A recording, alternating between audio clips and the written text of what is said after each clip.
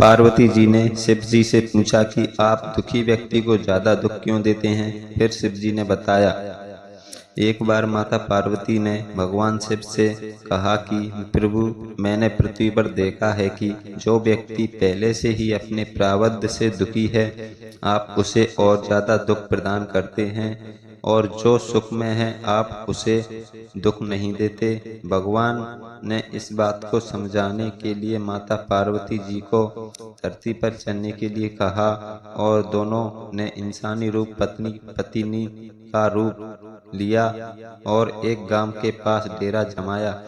शाम के समय भगवान ने माता पार्वती जी से कहा कि हम मनुष्य के रूप में यहाँ आए हैं, इसलिए यहाँ के नियमों का पालन करते हुए हमें यहाँ भोजन करना होगा। इसलिए मैं भोजन की सामग्री की व्यवस्था करता हूँ, तब तक तुम भोजन बनाने की व्यवस्था बनाओ।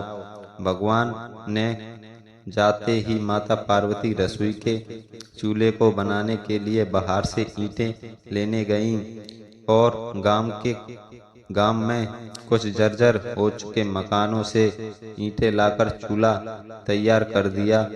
चूल्हा तैयार होते ही भगवान वहां बिना कुछ लाए ही प्रकट हो गए।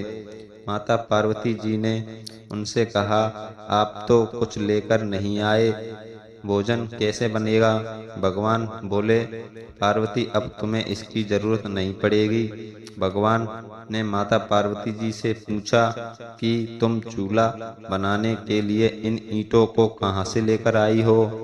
माता पार्वती ने कहा, प्रभु, इस गांव में बहुत से ऐसे घर भी हैं जिनका कोई रख रखाव नहीं है। उनकी जर्जर हो चुकी दीवारों से ईंटें निकाल कर ले आई।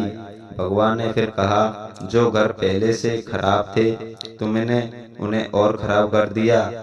तुम ईंटें उन सही घरों से की दीवारों से भी ला सकती थी। माता पार्वती बोली, प्रभु, उन घरों में रहने वाले लोगों ने उनका रख रखाव बहुत सही तरीके से किया है, और वो घर सुंदर भी लग रहे हैं। ऐसे में उनकी सुंदरता को बिगाड़ने उचित नहीं होगा। भगवान बोले, पार्वती, यही तुम्हारे फिर पूछे गए प्रश्न का उत्तर है। जिन लोगों ने अपने घर का रख रखाव अच्छी तरह से किया है, यानी सही कर्मों से अपने जीवन को सुंदर बना रखा है, उन लोगों को दुख कैसे हो सकता है। मनुष्य के जीवन में जो भी सुखी है वो अपने कर्मों के द्वारा सुखी है, और जो दुखी है वो अपने कर्मों के द्वारा दुखी है।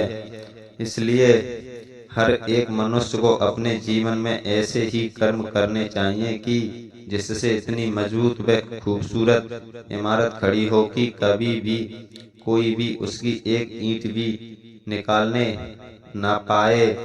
प्रिय बंधुओं, मित्रों, यह काम जरा भी मुश्किल नहीं है। केवल सकारात्मक सोच और निस्वार्थ भावना की आवश्यकता है। इसलिए जीवन में हमेशा सही रास्ते का ही चयन करें और उसी पर चलें, जिससे हमको सीखने को मिलता है। हमेशा अच्छे कर्म करें और जीवन में हमेशा सही रास्ते का चयन करें। जय श्री राम, हर हर महादेव। तो दोस्तों, हमें हमेशा सही रास्ते का चयन करना चाहिए और अच्छे मार्गों पर चलना चाहिए। इस कहानी से हमें यही सीख मिलती है। ऐसी और भी कहानी सुनने के लिए हमारे चैनल को लाइक करें और सब्सक्राइब करें। थैंक यू आप सभी का।